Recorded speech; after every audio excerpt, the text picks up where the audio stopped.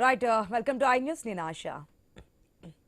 Party ఫిరాయింపుల ఆరోపణలు ఎదుర్కొంటున్న ఎమ్మెల్యేల ఇష్యూపై స్పీకర్ స్పెషల్ ఫోకస్ పెట్టారు. ఇప్పటికే 2 వర్గాలకు నోటీసులు ఇవ్వడం, లిఖితపూర్వక వాదనలు చూసిన స్పీకర్ ఇప్పుడు ప్రత్యక్ష విచారణను మొదలుపెట్టారు.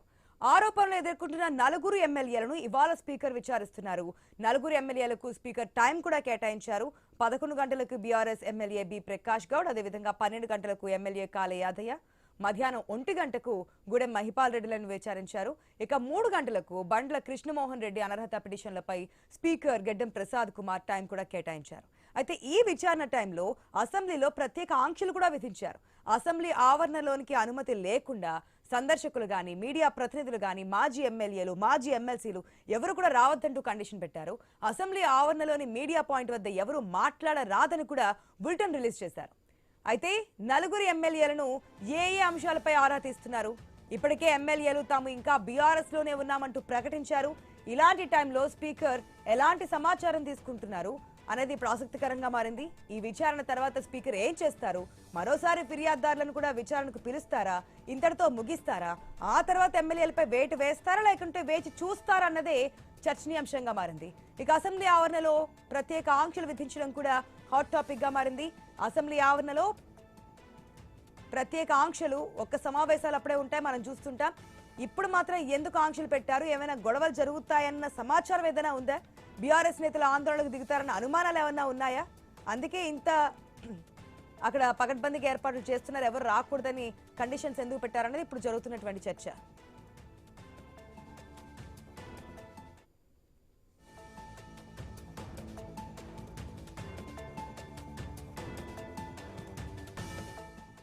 గతంలో మనం చూస్తాం, ఏదైతే పార్టీ ఒక్క జెండా అంటే బీఆర్ఎస్ జెండాతో గెలిచి కాంగ్రెస్ కండువా కప్పుకున్నటువంటి ఎమ్మెల్యేలు, ఇది పార్టీ ఫిరాయించిన ఎమ్మెల్యేలకు సంబంధించి బీఆర్ఎస్ కోర్టుకు వెళ్ళింది. కోర్టులో వాదనలు నడుస్తూ ఉన్నాయి. కోర్టు కూడా సీరియస్ అయింది, టైం ఇచ్చింది, విచారణ జరపాలన్నారు. ఎందుకు జరపట్లేదు, ఈ కాలం అంతా ఇట్లాగే గడిచిపోతుందా అని చెప్పి కోర్టు సీరియస్ వార్నింగ్ కూడా ఇచ్చింది. మీరు కనుక డెసిషన్ తీసుకోకపోతే మేము ఇన్వాల్వ్ అవుతామని చెప్పింది.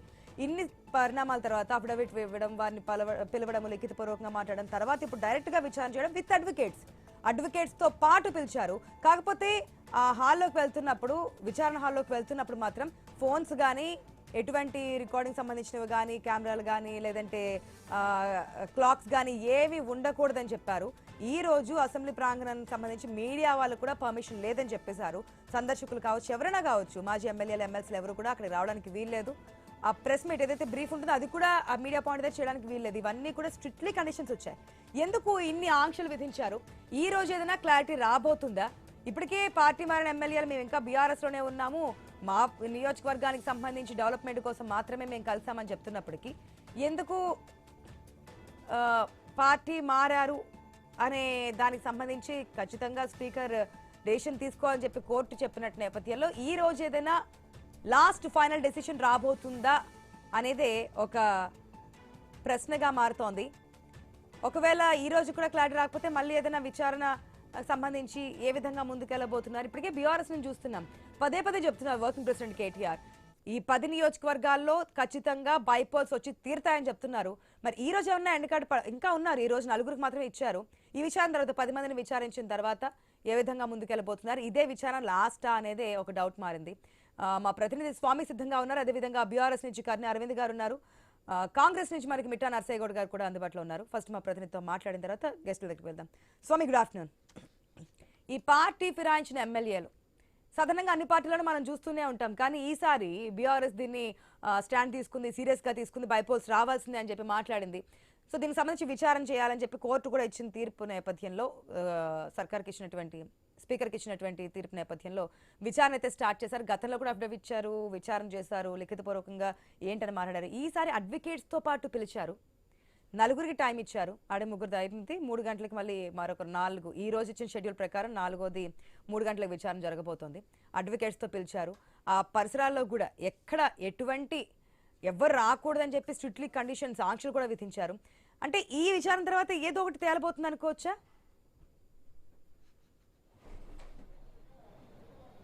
అంటే ఆశ, ఈ రోజు నుంచి ఈ 4 ఎమ్మెల్యేలకు సంబంధించి, ఈ రోజు కాల్ఫార్ చేసిన ఎమ్మెల్యేలకు సంబంధించి పూర్తి స్థాయి విచారణ కొనసాగిస్తున్నారు. ప్రత్యక్షంగా వారు కానీ వారి తరపున అడ్వకేట్లు కానీ వాదనలు వినిపిస్తున్నారు. వారి మీద ఫిర్యాదు చేసినటువంటి బీఆర్ఎస్ ఎమ్మెల్యేలు కూడా ఈరోజు హాజరయ్యారు. వారు కూడా వారి తరపున వాదనలు కూడా వారు వినిపించబోతున్నారు. ఇది స్పీకర్ సమక్షంలో ఇరు వర్గాల వాదనలు అయితే ఈరోజు నలుగురు సభ్యులకు సంబంధించినటువంటి విషయంలో వాదనలు పూర్తి చేయాలని చెప్పేసి ఇప్పటికే స్పీకర్ గడ్డం ప్రసాద్ కుమార్ వారికి నోటీసులు ఇచ్చి పిలిపించారు. ఉదయం రాజేంద్రనగర్ ఎమ్మెల్యే ప్రకాష్ గౌడ్, అదేవిధంగా 12 గంటలకు చేవెళ్ల ఎమ్మెల్యే కాల యాదయ్యకు, 1 గంటకు గూడెం పటంచర్ ఎమ్మెల్యే గూడెం మైపాల్ రెడ్డికి, 3 గంటలకు గద్వాల ఎమ్మెల్యే బండ్ల కృష్ణమోహన్ రెడ్డి, ఈ నలుగురు ఎమ్మెల్యేలు ఏదైతే బీఆర్ఎస్ పార్టీ నుంచి గెలిచి కాంగ్రెస్లోకి వెళ్లారని చెప్పేసి ఏదైతే ఆరోపణలు ఎదుర్కొంటారో వీరికి సంబంధించిన విషయంలో వీరిపైన అనర్హత వేటు వేయాలని బీఆర్ఎస్ పార్టీ ఇప్పటికే ఒకరు సంబంధించి స్పీకర్కు ఫిర్యాదు చేసింది. సుప్రీంకోర్టు వరకు వెళ్ళి లీగల్ ఫైట్ చేసింది. ఈ దరిమిలా వారి మీద ఖచ్చితంగా వేటు వేయాలని చెప్పి స్పీకర్ డిమాండ్ చేస్తున్న నేపథ్యంలో స్పీకరు పూర్తిస్థాయి ఆధారాలను కూడా తీసుకొని ఒకవైపు పరిశీలించిన తర్వాత ఒక నిర్ణయం తీసుకోబోతున్నారు.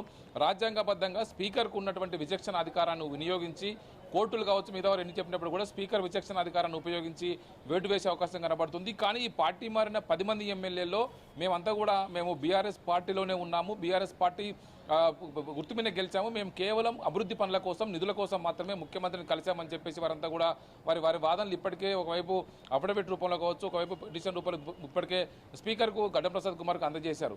ఆ తర్వాత ఒకవైపు బీఆర్ఎస్ పార్టీ నుంచి కూడా ఎవరెవరైతే ఎమ్మెల్యేలు పార్టీ మారని ఆరోపణలు ఎదుర్కొన్నారో ఇటు గద్వాల ఎమ్మెల్యే కృష్ణమోహన్ రెడ్డి, రాజేంద్రనగర్ ఎమ్మెల్యే ప్రకాష్ గౌడ్, ఇటు Chevella MLA Kale Yadaiah, Patancheru MLA Gudem Mahipal Reddy, Serilingampally MLA Arikapudi Gandhi, station Ghanpur MLA Kadiyam Srihari, Bhadrachalam MLA Tellam Venkatrao, అదేవిధంగా బాన్సువాడ ఎమ్మెల్యే పోచారం శ్రీనివాస్ రెడ్డి, జగిత్యాల ఎమ్మెల్యే ఒకవైపు సంజయ్, ఈ 10 మంది ఎమ్మెల్యేలు పార్టీ మారిన విషయంలో ఒక్కరొక్కరికి సంబంధించిన విషయంలో వారికి వ్యక్తిగతంగా బీఆర్ఎస్ పార్టీ నుంచి పలువురు ఎమ్మెల్యేలు వారి మీద ఫిర్యాదు చేశారు. ఖైరతాబాద్ ఎమ్మెల్యే దానం నాగేందర్ ఏకంగా బీఆర్ఎస్ పార్టీ నుంచి గెలుపొంది కాంగ్రెస్ పార్టీ బీఫామ్ తీసుకొని సికింద్రాబాద్ పార్లమెంట్ కాన్స్టిట్యున్సీ నుంచి ఎంపీగా పోటీ చేశారు.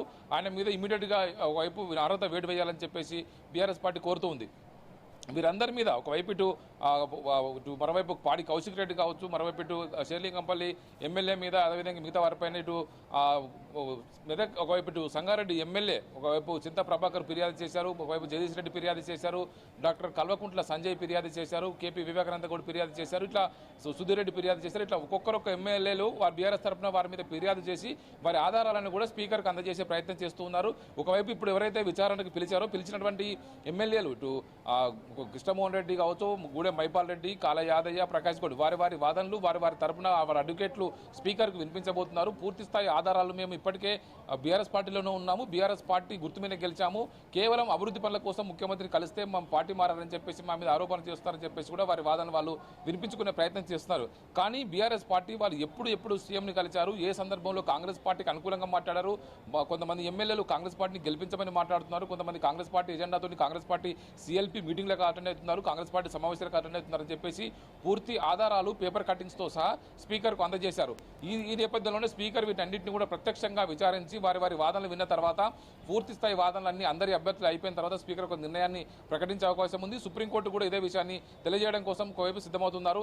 ఈ రోజు ఒకవైపు రాష్ట్ర అసెంబ్లీ స్పీకర్ ఆవరణలోనే కార్యాలయం ఆవరణలోనే విచారణ కొనసాగుతున్న సందర్భంగా అసెంబ్లీ పరిసర ప్రాంతాల్లో పూర్తిగా ఆంక్షలు పెట్టారు. అసెంబ్లీకి మీడియా కావచ్చు, ఎక్స్ఎమ్మెల్యేలు, ఎక్స్ఎమ్మెల్సీలు, ఎమ్మెల్యేలు, ఎంపీలు ఎవరిని కూడా లోపలికి అనౌట్ చేయట్లేదు. కేవలం ఎవరైతే ఈరోజు నోటీసులు ఇచ్చి పిలిచారో వారు మాత్రమే అటెండ్ కావాలి, వారి అనుచరులు కావచ్చు, మిగతా వారికి ఎవరికి కూడా లోపలికి అనుమతి లేదని చెప్పేసి స్పీకర్ కార్యాలయం ఇప్పటికే స్పష్టమైనటువంటి సర్కులర్ ఇచ్చింది. మొత్తానికైతే అసెంబ్లీ కార్యాలయ పరిసర ప్రాంతాలకు ఎవరిని కూడా అలౌట్ చేయట్లేదు. దీంతో ఈ రోజు నలుగురు సభ్యులకు సంబంధించి విచారణ కొనసాగుతుంది. రేపు మరొక నలుగురు సభ్యులకు సంబంధించిన విచారణ కొనసాగుతుంది. ఇప్పటివరకైతే ఇటు Khairatabad MLA Danam Nagender, station Ghanpur MLA Kadiyam చేరి వీరిద్దరు కూడా అఫిడవిట్లు ఇవ్వలేదు, వారి వాదనలు కూడా చెప్పుకునే అవకాశం ఇంతవరకు వాళ్ళు స్పీకర్ని కలవలేదు. కాబట్టి ఈసారి వాళ్ళు ఖచ్చితంగా కలిసే అవకాశం అయితే కనబడుతుంది. ఆశ. Yes, thanks for the update Swamy. మొత్తంగా చూస్తే నలుగురికి ఈరోజు టైం అయితే ఇచ్చారు, మరొక నలుగురికి రేపు అంటున్నారు. ఇద్దరు కండిషన్, అటుపక్క కడియం శ్రీహరి కావచ్చు, ఇటుపక్క దానం నాగేందర్ కండిషన్ కావచ్చు, ఇద్దరిది ఎటు తేల్చలేకే ఆల్రెడీ మనం చూసాము ఎంపీ ఎలక్షన్స్లో పోటీ చేయడం ఇవన్నీ కూడా. సో క్లియర్ కట్గా కాంగ్రెస్ పార్టీ నుంచి వెళ్ళబోతున్నారు కాబట్టి ఆ పార్టీ స్టాండ్ తీసుకుంటున్నారు కాబట్టి వాళ్ళిద్దరిని లాస్ట్లో పెట్టారు. ఇట్లా చాలా డౌట్స్ అయితే ఉన్నాయి. ఇంత విచారణ చేసినా ఇంత స్ట్రిక్ట్గా, ఇంత పకడ్బందీగా, ఇంత ఆంక్షల నడుములో ఎప్పుడు చేయలేదు కాబట్టి ఈసారి ఏదైనా క్లారిటీ రాబోతుంది. ఇవాళ రేపట్లో ఏదైనా స్పీకర్ నిర్ణయం తీసుకోబోతున్నారు, వెయిట్ వేస్తారా లేదంటే ఇంకా వెయిట్ చూస్తారా? అయితే పిటిషన్ ఫిర్యాదుదారులు ఉన్నారో వాళ్ళని కూడా విచారించే అవకాశం ఉంటుందా? ఇన్ని డౌట్స్ అయితే రేజ్ అవుతున్నాయి. కర్ణ అరవింద్ గారు జాయిన్ అయ్యారు. ఫస్ట్ అరవింద్ గారు నమస్తే అండి. నమస్తే. నమస్తే మేడం. అరవింద్ గారు, ఈ 10 నియోజకవర్గాల బైపోల్స్ వస్తాయి. బైపోల్స్ వస్తే కంపల్సరీ మళ్ళీ బీఆర్ఎస్ పార్టీ అధికారంలోకి వస్తుంది. పార్టీ మారిన ఎమ్మెల్యేలు అని చెప్తూ ఉన్నారు. కానీ అటువంటి సిచ్యువేషన్ అనేది కనిపిస్తుంది. ఈసారి దీనికి సంబంధించి ఒక క్లారిటీ వచ్చే అవకాశం ఉందనుకుంటున్నారా? ముందుగా మీకు నమస్కారాలు మేడం. ఇవాళ తప్పకుండా పార్టీ గుర్తుపైన గెలిచి కాంగ్రెస్ పార్టీలో చేరినటువంటి 10 మంది ఎమ్మెల్యేలు రాజ్యాంగంలోని షెడ్యూల్ 10 ప్రకారం అనర్హత వేటు వేయాలి అని చెప్పి బీఆర్ఎస్ పార్టీ తరఫున కల్వకుంట్ల సంజయ్ గారు, పల్లా రాజేశ్వర్ రెడ్డి గారు, చింతా ప్రభాకర్ గారు పిటాయి అదేంది వేసిండ్రు. తప్పకుండా వీళ్ళు బీఆర్ఎస్ పార్టీ గుర్తుపైన గెలిచి ఇవాళ నియోజకవర్గ అభివృద్ధి కోసము అని చెప్పి వాళ్ళు మాట్లాడుతూ ఉన్నారు. కానీ ఆయా నియోజకవర్గాలలో ఆ 10 మంది పార్టీ ఫిరాయింపుదారుల లోపల ఆ నియోజకవర్గాల లోపల ఇప్పటి వరకు కూడా 10 రూపాయలు కూడా అభివృద్ధి సంక్షేమ కార్యక్రమాల కోసం నిధులు తేలేనటువంటి దుస్థితి కనిపిస్తా ఉన్నది. ఇవాళ గతంలో కేసీఆర్ గారి ప్రభుత్వం ఉన్నప్పుడు కేసీఆర్ గారు అనేక సంక్షేమ అభివృద్ధి కార్యక్రమాలు చేస్తున్నటువంటి నేపథ్యం ఉంది. ఇక్కడ ముఖ్యంగా ఇవాళ ముఖ్యమంత్రి గారే సాక్షాత్తు 22 నెలల నుంచి 10 కార్యక్రమాలు, అంటే ఒక మహాలక్ష్మి భాగంలో ఉన్న లోపల ఒక ఫ్రీ బస్సు మినహాయిస్తే ఆయన ఇచ్చినటువంటి 6 గ్యారెంటీలు 420 హామీల లోపల 6 గ్యారెంటీల్ని అమలు చేయలేదు అంటున్నారు. వినండి మేడం, వినండి. లోకల్ బాడీ ఎలక్షన్స్ లో అది తేలుతోంది. ఈ 10 మంది ఎమ్మెల్యేల భవిష్యత్తు ఏంటి అంటున్నా. అయితే నేను అక్కడికే వస్తున్నా. ముఖ్యమంత్రి గారే చేయలేదు, మరి వీళ్ళకి ఎట్లా ఇచ్చేటువంటి అవకాశం ఉంటది అనేటువంటిది పెద్ద ప్రశ్న. ఇవాళ క్షేత్ర స్థాయిలో అక్కడ ఉన్నటువంటి వాళ్ళందరూ కూడా ఏం మాట్లాడుకుంటున్నారు అంటే, ముఖ్యంగా బీఆర్ఎస్ పార్టీ కార్యకర్తలు, తెలంగాణ ఉద్యమకారులు అందరూ కూడా మేము నిజంగా బీఆర్ఎస్ పార్టీని నమ్మి ఆ రోజు మేము ఓట్లు వేసి వాళ్ళు గెలిపిస్తే వాళ్ళు పార్టీ ఫిరాయించి వేరే పార్టీలకు పోయినరు అనేటువంటి విషయాన్ని చాలా స్పష్టంగా చెప్తున్నటువంటి నేపథ్యం ఉంది. మేడం, ఏది ఏమైనప్పటికీ కూడా మాకు న్యాయస్థానాల పైన మాకు పూర్తి విశ్వాసం ఉంది, పూర్తి నమ్మకం ఉంది. తప్పకుండా మా పైన అనుకూలంగా వస్తాయి. ఈ విచారణ తర్వాత స్పీకర్ ఎటువంటి డిసిషన్ తీసుకుంటారు అనుకుంటున్నారు? ఎగ్జాంపుల్, ఎందుకంటే గత నుంచి చూసాము ముమ్మాటికి ఆయనకున్నటువంటి పరిధిలో తప్పకుండా తను ఇనిషియల్ తీసుకొని ఇప్పుడు ఎందుకు అని అంటే మేడం, వాళ్ళ ఒక పార్టీ పైన గెలిచి వేరే పార్టీ పైన ఉప ఎన్నిక వచ్చిన తర్వాత ఉప ఎన్నిక అనివార్యం తప్పకుండా అవుతుంది మేడం. ఒకవేళ స్పీకర్ గారు అంటున్నారు, ఇప్పుడు 10 నియోజకవర్గాలు ఉన్నాయి, 10 మంది ఎమ్మెల్యేలు ఉన్నారు, మీకు ఇద్దరికి సంబంధించి క్లారిటీ ఉండొచ్చేమో. మిగిలిన కొంతమంది ఎమ్మెల్యే లేదు, మేము ఇంకా బీఆర్ఎస్ పార్టీలోనే ఉన్నామంటూ మీతో కూడా మాట్లాడుతున్నారు, మేము బీఆర్ఎస్ కండువానే కప్పుకున్నాము, ఇంకా కంటిన్యూ అవుతున్నామని చెప్తూ ఉన్నారు. సో ఒకవేళ స్పీకర్ నిర్ణయం తీసుకుంటే ఎంతమంది ఎమ్మెల్యేలకు ఎఫెక్ట్ పడే ఛాన్స్ ఉందంటున్నారు? మేడం, ఇవాళ 4 ఎమ్మెల్యేలు కాళయ్య గారు, ప్రకాష్ గారు, తర్వాత మైపాల్ రెడ్డి గారు, కృష్ణమోహన్ గారికి ఇవాళ దాదాపుగా 1.5 ప్రాంతం అవుతా ఉన్నది. గూడెం మైపాల్ రెడ్డి గారిది బహుశా ఏమో నడుస్తున్నటువంటి నేపథ్యం ఉంది. ఎందుకు అనంటే అక్కడికి ఎవరిని ఫోన్లు తీసుకొనిసలేరు, అక్కడికి మీడియా అలవ్ లేదు, తర్వాత గడియారాలు, ఫోన్లు కూడా అలవ్ లేనటువంటి పరిస్థితి అయితే ఉంది. సరే, ఎందుకు ఇంత భయము అనేటువంటిది పెద్ద ప్రశ్న బుద్ధిజీవుల నుంచి ఉత్పన్నమవుతా ఉన్నది. ఇవాళ ఎందుకు ఇంత దాని నుంచి చేయాల్సినటువంటి అవసరం? సరే, ఏది ఏమైనప్పటికీ కూడా సరే, గంట తర్వాత బయటకు వస్తారు. ఏదో ఒక విషయాన్ని మాత్రం చాలా స్పష్టంగా స్పీకర్ గారు చెప్పవలసినటువంటి అవసరం ఉంటది. ఇవాళ మేడం, తప్పకుండా మేమేమంటా ఉన్నాము అంటే, బీఆర్ఎస్ పార్టీ తరఫున వాళ్ళు ఆ రోజు నుంచి ఈ రోజు వరకు ఏ రోజు కూడా సరే వాళ్ళు ఎక్కడైనా వాళ్ళకు ఉన్నటువంటి అవకాశాన్ని కోల్పోతారని చెప్పి ఏది మాట్లాడినప్పటికీ కూడా ముమ్మాటికి వాళ్ళు 10 మంది దగ్గర బైపోల్ రావాల్సిందే, ఉప ఎన్నిక వస్తది అనేటువంటి విషయాన్ని ఇప్పటికే సుప్రీంకోర్టులో ఉన్నటువంటి పరిస్థితి అయితే ఉంది. కేటీఆర్ గారు కూడా అనేక సందర్భాలలో చెప్పినారు, ఇవాళ మేము బై ఎలక్షన్లకు పోతాము. ఇవాళ బై ఎలక్షన్లు పోయినాక ప్రజా క్షేత్రంలో ప్రజలే అంతిమంగా న్యాయ నిర్ణేతలు కదా మేడం. వాళ్ళు ఏ తీర్పిస్తే ఆ తీర్పుని తర్వాత గౌరవిద్దాము అనేటువంటి విషయాన్ని కూడా నేను ఈ సందర్భంగా తెలియజేస్తా ఉన్నా మేడం.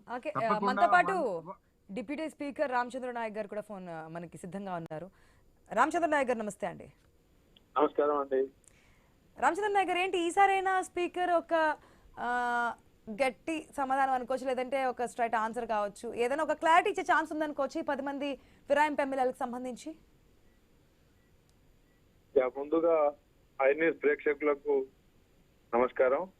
తప్పకుండా ప్రజాస్వామికంగా మరి కాంగ్రెస్ ప్రభుత్వం అదేవిధంగా స్పీకర్ గారు మరి విచారణ చేపట్టడం ఇది చాలా ప్రజాస్వామికంగా ఉందని చెప్పేసి తెలియజేస్తూ మరి సుప్రీంకోర్టు ఇచ్చిన మరి ఒక పరిధి సమయం లోపు మరి స్పీకర్ గారు పూర్తి విచారణ చేసి దాని మీద కొంత మరి వారి వివరాలు ఎమ్మెల్యే శాసనసభ్యుల మరి మనోగతం అభిప్రాయం తీసుకునే ఒక కార్యక్రమం అయితే ఈరోజు చేపట్టడం జరిగింది.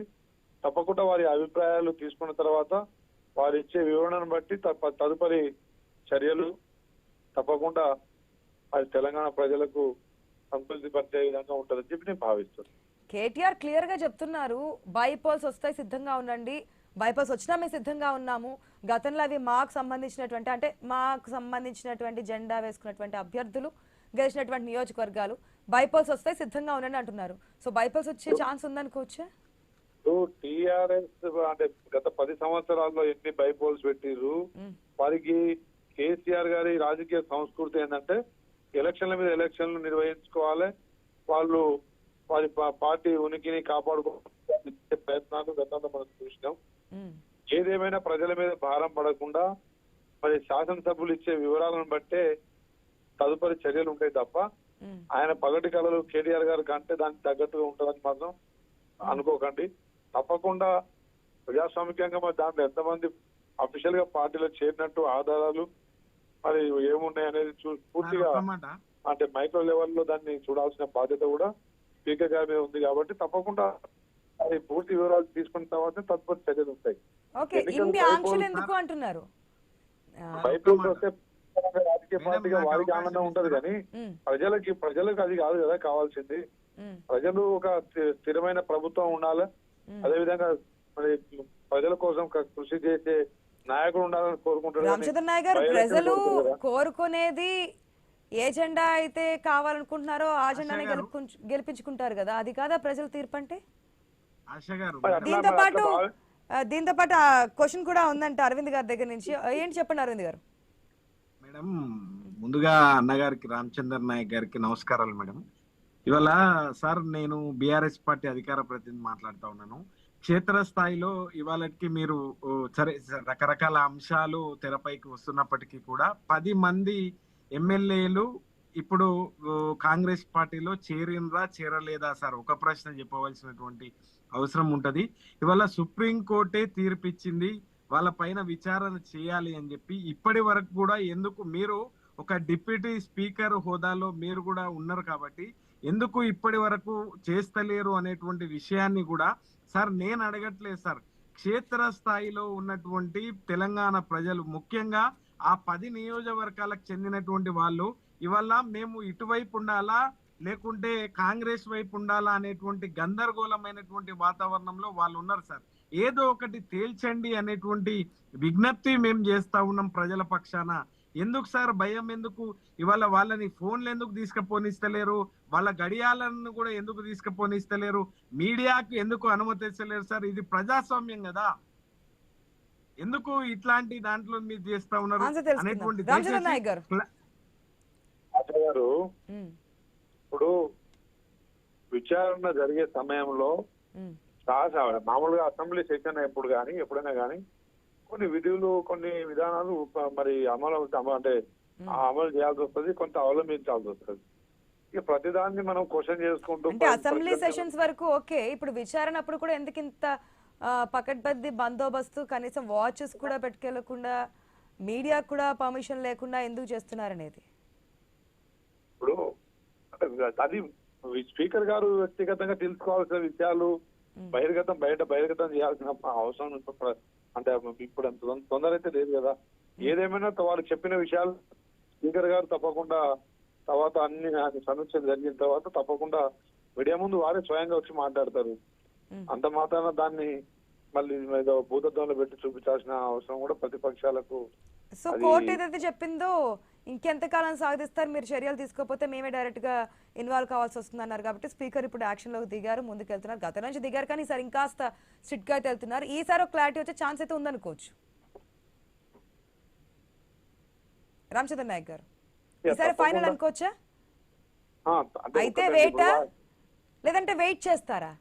అంటే ఒకటి వారు ఇచ్చే వివరాలను బట్టే తదుపరి చర్యలు ఉంటాయి. ఉమ్, అంతే తప్ప ఈ రోజే ఫైనల్ అని చెప్పేసి నేను కూడా చెప్పలేను. ఉమ్, తప్పకుండా వారు ఏం చెప్తారు, వారి మనోగతం ఏంటిది, వారి అభిప్రాయం ఏంటిది.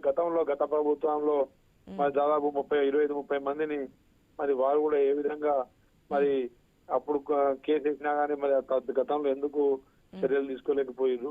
ఉమ్, గతాన్ని కొంత ఇప్పుడు ఏదైనా కోర్టు తీర్పు కానీ అదే విధంగా స్పీకర్ల తీర్పు కానీ గతంలో జరిగిన తీర్పుల మీద కూడా కొంత ఆధారపడి ఉంటది. ఉమ్. కాబట్టి తప్పకుండా గతంలో పార్టీ ఫిరాయించిన ఎమ్మెల్యేల మీద మీరు కేసు వేశారా? ఎందుకు ఈ విధంగా చేస్తున్నారు, మనకి ఇది కాదు కదా అని? ఇప్పుడు ఒకటండి, వాళ్ళు గతంలో టీఆర్ఎస్ ప్రభుత్వం ఎన్నికల ఫలితాలు ఇచ్చేటప్పుడే ఈవీఎంలు దాదాపు 40 ఈవీఎంలు 100 ఈవీఎంలు కౌంటింగ్ కూడా ఒప్పుకోకుండా కౌంటింగ్ చేయకుండానే కలెక్టర్ తోని ఫలితాలు అనౌన్స్ చేయించారు. దాని మీద అద్దంకి దయాకర్ గారు, దాసరి శ్రవణ్ గారు కోర్టుకు వెళ్ళడం జరిగింది. ఉమ్, దాన్ని అంటే వారు ఏ విధంగా ప్రవర్తించారో తెలంగాణ ప్రజానికం అంతా చూసిందే.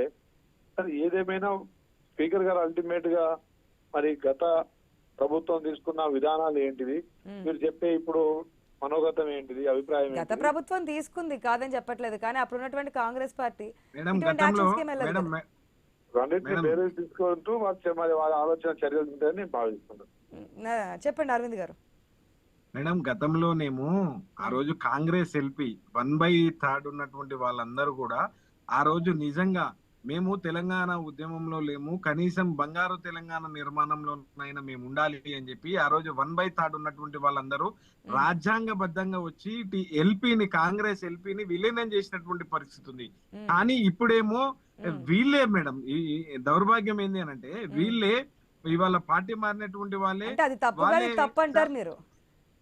వాళ్ళు గెలిచింది ఏ జెండా మీద? గతంలో కూడా కాంగ్రెస్ జెండా మీద గెలిచారు కదా, తర్వాత బిఆర్ఎస్ లో జాయిన్ అయ్యారు. ఇప్పుడు బిఆర్ఎస్ కండువా మీద జెండా మీద గెలిచి కాంగ్రెస్ కండువా కప్పుకున్నారు. రాజ్యాంగంలోని నేను ఏమంటున్నాను అంటే రాజ్యాంగంలోని లోబడే ఆ రోజు జరిగినటువంటి పరిస్థితి ఉంది. 1/3 వాళ్ళు ఉన్నటువంటి పరిస్థితిలో వాళ్ళు కాంగ్రెస్ ఎల్పీని బిఆర్ఎస్ లో విలీనం చేసిండ్రు.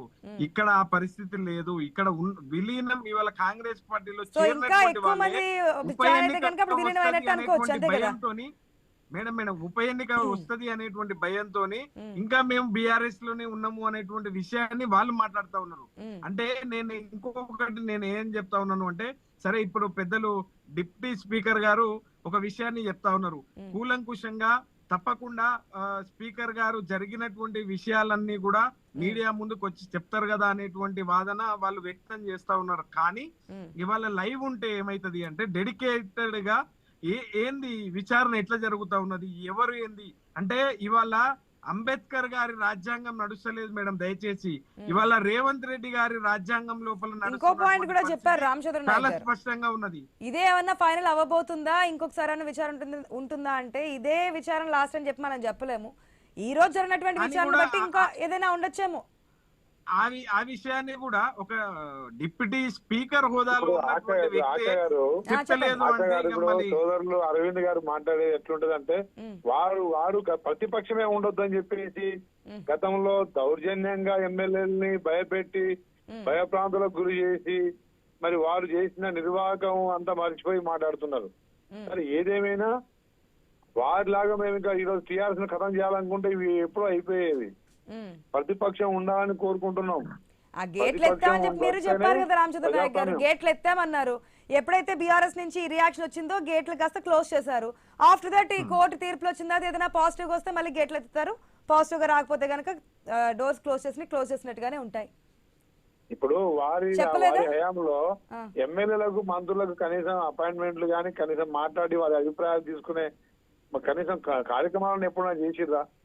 వారు సొంతంగా ఈ రోజు రావడానికి సుముఖంగా ఉన్నారు చాలా మంది. అయినా కానీ మేము సరే ప్రతిపక్షం ఉండాలనే భావనతో మా ముఖ్యమంత్రి గారు దాన్ని కేవలం 10 మంది వరకే ఆప్షన్ ఇచ్చామంటారు. అంటే ఇప్పుడు వారు స్వయంగా వచ్చిన వారిని సరే మనం వారికి ఇప్పుడు ఇంకోటేనండి, ఇప్పుడు నియోజకవర్గాల వారికి అభివృద్ధి నిధులు టీఆర్ఎస్ నాయకులు ఉన్న దగ్గర మేము ఇస్తున్నాం, వాళ్ళు అట్లా ఇయ్యలేదండి. వాళ్ళు ప్రతిపక్షాన్ని నియోజకవర్గాల్లో ఏ నియోజకవర్గానికి మేము అన్యాయం చేయట్లేదు, బీఆర్ఎస్ ఉన్నా ఇస్తున్నాము, బీజేపీ ఉన్నా ఇస్తున్నాము, కాంగ్రెస్ ఉన్నా ఇస్తున్నాం అన్నప్పుడు ఆ నియోజకవర్గాల డెవలప్మెంట్ కోసం ఎందుకు మారడం? ఇందిరమ్మ మేడం ఇల్లు మేడం ఇస్తున్నాం, తప్పు అభివృద్ధి తప్పు మేడం. కార్యక్రమాలకు ఆ నిధులు రోజు ఇస్తున్నాం. భట్టి గారి నియోజకవర్గంలో పైలట్ పారేతోని ఇవాళ దళిత బంధుని తీసుకుపోయినటువంటి పరిస్థితి ఉంది. ఆ రోజు బిఆర్ఎస్ ఎమ్మెల్యేనా కాంగ్రెస్ ఎమ్మెల్యేనా అన్నటువంటి భేదం చూపకుండా 119 ఏదైనా కావచ్చు, నియోజకవర్గాలు మేము కూడా పార్టీల మధ్య తారతమ్యాలు చూపించట్లేదు, కానీ ఇప్పుడు- అన్ని ఇప్పుడు ఆ నియోజకవర్గాలను పరిస్థితి ఈక్వల్ గా లేదు మేడం. చూస్తున్నాం అన్నప్పుడు ఎమ్మెల్యేల మేడం, నియోజకవర్గం డెవలప్మెంట్ గురించి చేంజ్ ఒక చేయాల్సిన సూటి ఆవశ్యకత ప్రశ్న లేదు కదా. ఒక సూటి ప్రశ్న ఆశ గారు, Please conclude అండి. ఒక సూటి ప్రశ్న ఇవాళ 22 నెలల నుంచి ఎన్ని కోట్ల అప్పు అయిందో పెద్దలకైతే తెలుసు, మీకు తెలుసు. ఇవాళ క్షేత్ర Okay, అది స్థాయిలో మళ్ళీ ఉన్నటువంటి separate చైతన్యం topic. అందరికీ తెలుసు. ఒక పెండింగ్ ప్రాజెక్టు పూర్తి చేసిండ్రా, అది మళ్ళీ కొత్త separate topic. ప్రాజెక్టులకు ఈ ఏమన్నా గవర్నమెంట్ వచ్చిన శ్రీకారం తర్వాత చుట్టిండ్రా? ఏమేం చేసింది, వాళ్ళు ఏమేం ఇచ్చినటువంటి చేయలేదు, ఫుల్ స్టాప్ ఎక్కడ పెట్టినవి, పోయినాయి ఈ కామాలు పైసలు పెట్టినవి అనేది అనేటువంటి విషయాన్ని separate గా కూడా మాట్లాడదాం. ఈ అడుగుతుండ్రు. రోజు నడుస్తోంది పార్టీ ఫిరాయింపు ఎమ్మెల్యేలకు సంబంధించి కాబట్టి చూద్దాం. ఈ రోజు రేపు 8 మంది అవుతారు, లాస్ట్లో 2 పెట్టారు. ఆ 10 మంది విచారణ అయిన తర్వాత స్పీకర్ తీసుకునే డెసిషన్ ఏంటి? నిజంగానే బైపోల్స్ వస్తాయా, లేదంటే వారు చెప్పినటువంటి విచారణలో వాళ్ళు చెప్పినటువంటి అంశాలని తీసుకొని నెక్స్ట్ ఏ విధంగా ముందుకెళ్తారనేది కూడా వెయిట్ చేసి చూద్దాం. Thank you so much Ramachandra Nayak గారు, అదేవిధంగా అరవింద్ గారు. ఇది వాటి special drive. Keep watching I News. నమస్తే.